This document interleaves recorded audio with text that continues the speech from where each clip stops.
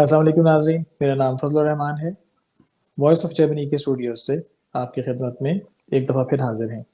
جیسا کہ آپ دیکھ رہے ہیں کہ میرے ساتھ آج گفتگو میں شامل ہوں گے جناب معین صدیقی صاحب۔ آپ ایک سینئر تجزیہ نگار ہیں اور اب آپ کو ہم تعارف کروا چکے ہیں، اور اب آپ جانتے ہیں کہ آپ کینیڈا میں ایک بہت ممتاز اردو ٹیلی ویژن چینل راول ٹیلی ویژن پہ اپنا پروگرام لے کر بھی آتے ہیں۔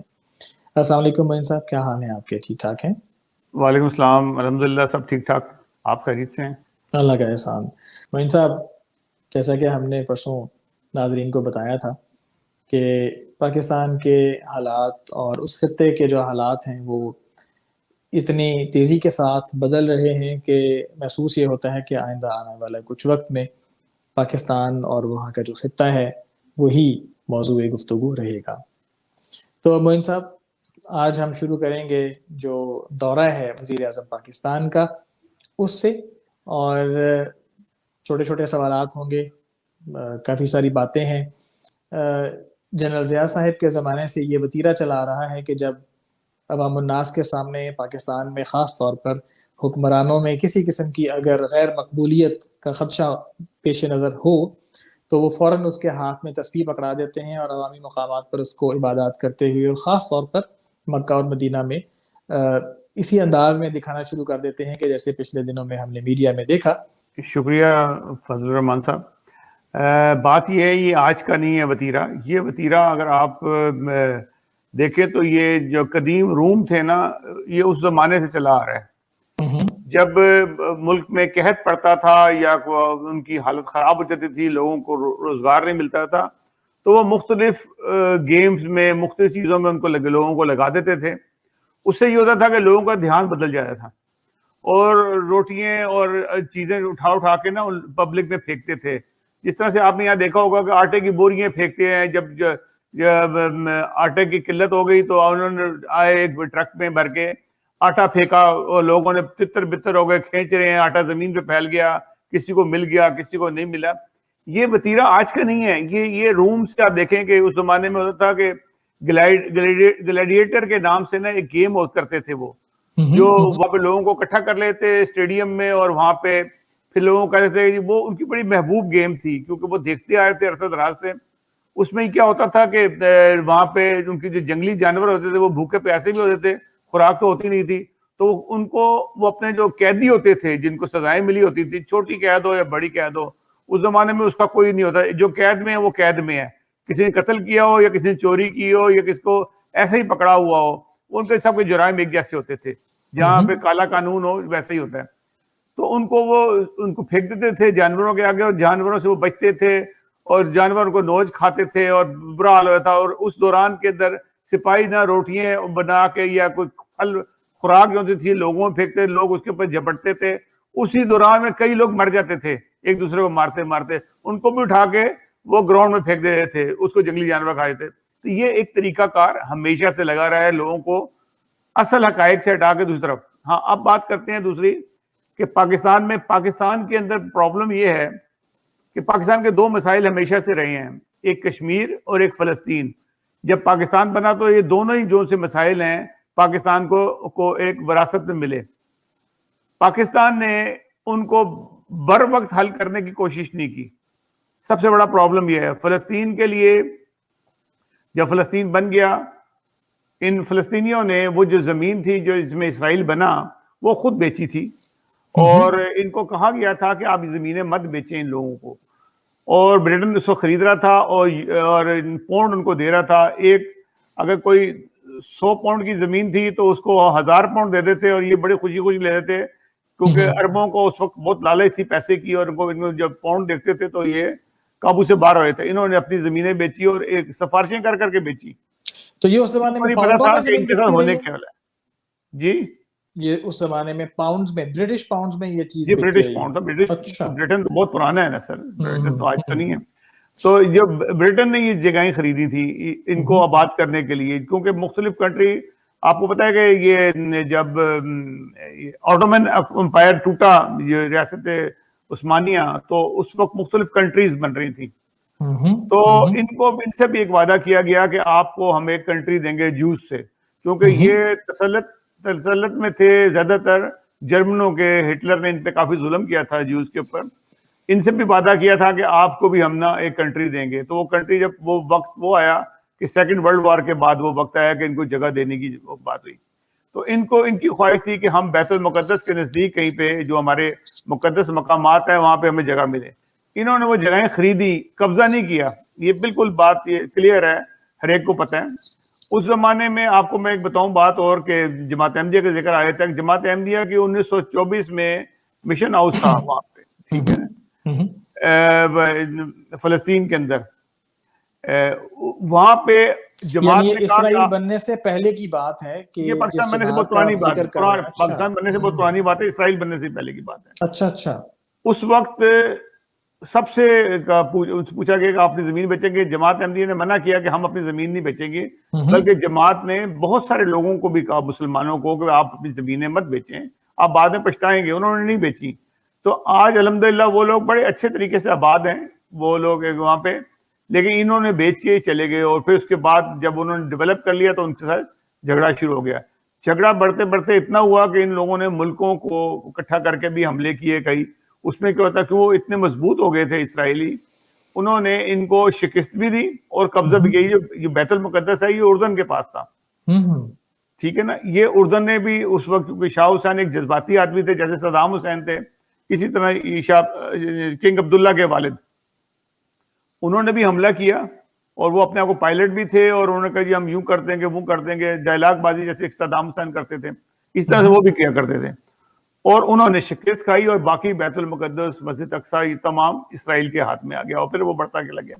पर ये थोड़ी सी हिस्ट्री है फिलिस्तीन। मगर इस हवाले से एक सवाल बड़ा जहन में आता है, वो ये है कि देखिए ये मसला, और न सिर्फ ये मसला बल्कि इससे मिलता जुलता जो मसला है, मसला कश्मीर, इन दोनों मसाइल को तकरीबन लगभग 5 सदी वक्त हो चला है। जी 74 साल हो गए जी तकरीबन। देखिए मैं फजल साहब एक बात को मुकम्मल कर लूं, फिर उस फिलिस्तीन के पर आते हैं और कश्मीर पे भी आते हैं। हाँ जी। मशीर मजहबी उमूर हैं जो उनसे ताहिर शर्फी साहब, उन्होंने आज ऐलान किया है कि हम ईद के दिन योम फलस्तीन मनाएंगे फलस्तीनियों के हक में। हमारे जो वजीर आजम के मशीर मजहबी उमूर हैं, उन्होंने आज ऐलान किया है कि जैसा कि वजीर आजम का दौरा सऊदी अरब बहुत कामयाब था, उसके बाद हम आज ये फैसला करते हैं कि हम ईद के दिन योम फलस्तीन मनाएंगे। अच्छा, मुझे भी तकरीबन 64 ईयर हो गए हैं इस दुनिया में आए, मैं जब से होश संभाला मैंने देखा है कि हम योम कश्मीर और योम फलस्तीन मनाते ही आ रहे हैं, लेकिन हमने किया उनके लिए कुछ नहीं है। हमने इतने योम फलस्तीन मनाए हैं, जिसकी बात अभी भी मना ली उन्होंने योम फलस्तीन, और योम फलस्तीन मनाने के लिए उन्होंने कहा कि जी हम तमाम दुकानें बंद रखेंगे और ये करेंगे वो करेंगे, यानी कि अपने नुकसान करेंगे जो भी करेंगे, इसराइल को कोई नुकसान नहीं होगा। और इन्होंने ये ऐलान कर दिया। और ये ताहिर शर्फी साहब जो से हैं, इनकी अगर मैं हिस्ट्री बताऊं ना आपको, मैंने पिछले ही प्रोग्राम में बताई थी, मैं आपके दोबारा क्या बताऊं, लोग सुन लें उसको। जिस कमाश किए हैं, इन्हीं लोगों से पैसा भी लेते हैं। ये जितने भी मौलवी हजरात हैं, जितने भी हैं, तमाम जो इनके अमेरिका में जो इनके जो इदारे खुले हुए हैं, वो इनको फंडिंग करते हैं कि तुमने अब ये खिलाना है, अब ये खिलाना है लोगों को। क्योंकि इस वक्त पाकिस्तान की भी हालत वही है, कदीम रोमन्स की हालत थी कि फाका होता था तो वो किसी न किसी काम में लगाए थे। ये भी ये मजहब कार्ड खेलते हैं, फलस्तीन कार्ड खेलते हैं। अब मजहब कार्ड खेल चुके हैं, अब इनके पास है फलस्तीन कार्ड और कश्मीर कार्ड दोबारा से खेलने शुरू लगे हैं। अच्छा, फलस्तीन के बारे में थोड़ा सा बताता हूँ आपको कि फलस्तीन का मसला क्यों पाकिस्तान के लिए है। 48 के अंदर एक करारदाद आई थी फलस्तीन के लिए, जब नया इसराइल बना था तो बहुत वावेला बना। अरबों ने कहा जी हम तो इसको उड़ा के रख देंगे, हम बर्दाश्त ही नहीं कर सकते, ये कैसे बन गया, इनके से बड़ा ज्यादती हुई, धोखे से जमीनें ले ली इन्होंने और फिर उसके बाद और कब्जा कर लिया। तो उस वक्त जोज़फला खान साहब ने एक बहुत ही जबरदस्त, जैसे कहते हैं कि लैंडमार्क एक तकरीर की थी फलस्तीन के लिए। उन्होंने एक तजवीज दी तमाम इस्लामी मुल्कों को कि देखें आप लोग जो से है ना, ये अब ये बन गया है, जैसे बच्चा एक पैदा हो जाता है तो उसको आप उसको ज़ाया नहीं कर सकते, जो सांस ले ले दुनिया में, उसको मारना कत्ल होता है। اب وہ اب اسرائیل بن گیا ہے, آپ اس کو جہاں پہ ہے اور اس نے جائز زمین خریدی ہے, اس کو یہی تسلیم کر لیں. بہت چھوٹا سا ہوتا تھا, بالکل چند 100 ایکڑ کے اوپر محیط تھا وہ, یا 1000 ایکڑ کے اوپر محیط تھا وہ اس وقت. آپ اس کو یہی تسلیم کر لیں تو آپ بچ جائیں گے. انہوں نے کہا نہ نہ نہ نہ, ہم تو اس کے اوپر تھوکیں گے نا تو یہ ڈوب کے مر جائیں گے سارے کے سارے. انہوں نے وہ بات نہیں مانی اور انہوں نے ملک کی جنگیں کی, اور جنگیں کرنے کے بعد شکست کھاتے رہے اور ہزیمت اٹھاتے رہے, جہاد کرتے رہے, مارے کھاتے رہے. پاکستان سب سے آگے نعرے لگانے والا تھا, اپنی فوج بھی بھیجتا رہا, سب کچھ کرتا رہا. یہ مسئلہ 74-75 سال سے آج تک چلا آ رہا ہے. اب آئے تھے کشمیر کے اوپر. کشمیر کے اوپر جب کشمیر کا جو جب ایشو ہوا, جب ہندوستان نے کشمیر کے اوپر قبضہ کر لیا, کچھ حصے پہ پاکستان کو جب پتہ لگا کہ کشمیر پہ انڈیا نے قبضہ کر لیا, وہاں کے جو راجا نے انڈیا کو ₹1 کے اندر بیچ دیا, تو پاکستان کے پر جو فورس جتنی بھی تھی اور کچھ پاکستان کے, آپ کو میں بتاتا چلوں کہ جو پاکستان کے پہلے چیف آف آرمی اسٹاف سے نا جنرل نذیر تھے, جن کا جماعت احمدیہ سے تعلق تھا. یہ جو کشمیر کا حصہ لیا ہوا ہے نا جون صاحب, یہ بھی احمدیوں میں اس وقت ایک جماعت احمدیہ جب پاکستان ہندوستان تقسیم ہو رہا تھا تو جماعت احمدیہ کی ایک فورس تھی جس کا نام تھا فرقان فورس, اور اس فرقان فورس نے جا کے کشمیر میں پاکستان فوج کے ساتھ مل کے یہ کشمیر کا جو علاقہ ہے نا اس کو آزاد کروایا تھا. اچھا, کشمیر کو ایک تو وہ کوشش ہوئی, کشمیر کے لیے نا 3 کوششیں ہوئیں جب سے پاکستان وجود میں آیا, اب تک 3 کوششیں ہوئیں, کیونکہ ہمارے جو باقی آنے والے حکمران تھے قائد اعظم محمد علی جناح کے بعد یا لیاقت علی خان کے بعد, سمجھ لو کچھ, اس کے بعد کوئی بھی سربراہ جو تھا وہ سنجیدہ نہیں تھا کشمیر کو لینے کے لیے. وہ نعرے بازی ضرور کرتے رہے اور انہوں نے کشمیر کبھی لینے کی کوشش نہیں کی. آپ کو سب سے پہلی مثال آپ کو بتاؤں کہ جب 65 کی وار ہوئی ہے ہندوستان اور پاکستان کی, بہت ہی زبردست وار تھی وہ اس وار کے اندر پاکستان نے ایک یہ پلاننگ کی تھی کہ ہم نے ایک سیکٹر پہ ہم نے اگریسو ہونا ہے اور باقی جگہ پہ ہم نے ڈیفنس کرنا. وہ سیکٹر تھا چھم اور جوڑیاں کا علاقہ تھا, جس کی قیادت جنرل اختر حسین ملک کر رہے تھے, اور باقی تمام سیکٹرز پہ ہم نے ڈیفنس کرنا ہے تاکہ ہمارا جو ہے نا ہم انڈیا کو روکے رکھیں, کیونکہ ہمارا صرف مقصد ہے انڈیا فتح کرنا نہیں ہے, ہم نے کشمیر لینا ہے. ایک پہلی سنجیدہ کوشش ہوئی, اور ہمارے جو اس وقت کے صدر تھے یا اس کو چیف آف آرمی اسٹاف تھے جنرل موسیٰ, ان کے خیال میں تھا کہ جنرل اختر حسین ملک کیا کر لیں گے, یہ ہو سکتا ہے کہ یہ کامیاب ہو یا نہ ہو. جنرل اختر حسین ملک ایک بہت پلانر تھے, اور انہوں نے جس پلاننگ سے اٹیک کیا, انہوں نے جو 1 ہفتے کا کام تھا وہ 1 دن کے اندر ہی کر دی, چند گھنٹوں میں کر کے. اتنے فاسٹ اٹیک تھا کہ یہ اخنور تک جہاں سے یہ پہنچ گئے. جب وہ اخنور فتح کرنے لگے تو ان کو فوری طور پہ جنرل ایوب خان اور کیا نام ہے جنرل موسیٰ نے کہا کہ آپ یہیں رک جائیں, اور اسی وقت کمانڈ چینج کر کے یا کو لے آئے. یعنی کہ یہ غداری ہوئی پاکستان کے ساتھ, کیونکہ ان کی نیت نہیں تھی کشمیر لینے کی. ان کی نیت یہ تھی کیونکہ یہ لوگ سب لوگ انڈر دی ٹیبل سب مال بناتے تھے سب لوگ, تو ان کی نیت نہیں تھی کبھی بھی کشمیر لینے کی, آزادی کرانے کی. اور وہاں کشمیر کا وہ رک گیا, اور ایک نااہل آدمی جو یحییٰ تھا اس کو وہاں بٹھا دیا, کشمیر ہاتھ سے نکل گیا. اور اس کے بعد تیسری کوشش کی تھی جو کارگل کی تھی, جنرل مشرف نے کی تھی, اور جس کو ضائع کر دیا کس نے کیا, نواز شریف نے. نواز شریف نے ضائع کر دیا. اس طرح سے یہ ایک اچھا موقع تھا, اگر کارگل سے یہ سری نگر کو کراس کر لیتے اور انڈیا کا راستہ بلاک کر دیتے, ان کی 7 لاکھ فوج کو یرغمال بنا لیتے, تو یہ بہت بڑا قدم تھا جو پاکستان اٹھا رہا تھا, وہ جو جنرل مشرف نے کیا. اور جنرل مشرف کا یہ ایک بہت بڑا احسان تھا اگر اس نے یہ قبضہ کر لیتا اس جگہ پہ, لیکن اس کو روک دیا گیا. پاکستان فوج کو واپس آنے کا حکم دے دیا گیا, کیونکہ نواز شریف ایک بزدل حکمران تھا. کشمیر آزاد ہوا ہوا ہے, وہ ہوا ہوا ہے, وہ ہو گیا. جتنا بھی انہوں نے کر لیا, بہت چھوٹا سا حصہ ہے پاکستان کے, زیادہ حصہ انڈیا کے پاس ہے. اس کے بعد 2 کوششیں ہوئیں جس کو خود پاکستان کے جو سیاسی لیڈر ہیں یا فوجی لیڈر ہیں, انہوں نے اس کو خود ناکام کیا, کیونکہ ان کی اپنی نیت نہیں تھی لینے کی. تو کہنا کہ کشمیر کا نعرہ لگاتے ہیں, کشمیر کی یوم آزادی مناتے ہیں, یا کشمیر کے لیے ہم جدوجہد کریں گے, یہ صرف چندہ اکٹھا کرنے یا اپنی حکمرانی کرنے کا ایک طریقہ ہے. انہوں نے کوئی آزاد نہیں کرانا. تو کیا ابھی بھی اس کا نام لے کر کشمیر اور فلسطین کا چندہ وغیرہ اکٹھا کیا جاتا ہے؟ جی بالکل ہو رہا ہے, بالکل ہو رہا ہے. دیکھیں لوگوں کو پہلے تو یہ لوگ اکٹھے کرتے رہے ہیں, ہر قسم کے کام کرتے ہیں. اب چلیں, اب یہ میں آپ کو کیا بتاؤں کہ یہ کیا کچھ کرتے رہے ہیں کشمیر کے لیے, صرف لوگوں کو گمراہ کرتے رہے ہیں. دیکھیں جو پاکستان آج کل مشکل میں پڑا ہوا ہے, فائنینشلی اس وقت دیوالیہ ہونے کے قریب ہے, اور ایف اے ٹی ایف کی تلوار سر پر لٹک رہی ہے, اس کے اندر جو شرائط موجود تھیں اس کے مطابق تو ان کو ان سب چیزوں سے ہٹ کے اپنی ترقی کی جانب توجہ کرنی چاہیے تھی. تو خیر یہ بات بالکل دیکھیں میں اس کے پر بھی آتا ہوں. ابھی میں ایک آپ کا سوال کو مکمل کر رہا ہوں. بہرحال کشمیر انہوں نے نہیں کرا. اب میں آپ کو بتاتا ہوں کہ ان کا مائنڈ سیٹ کیا ہے.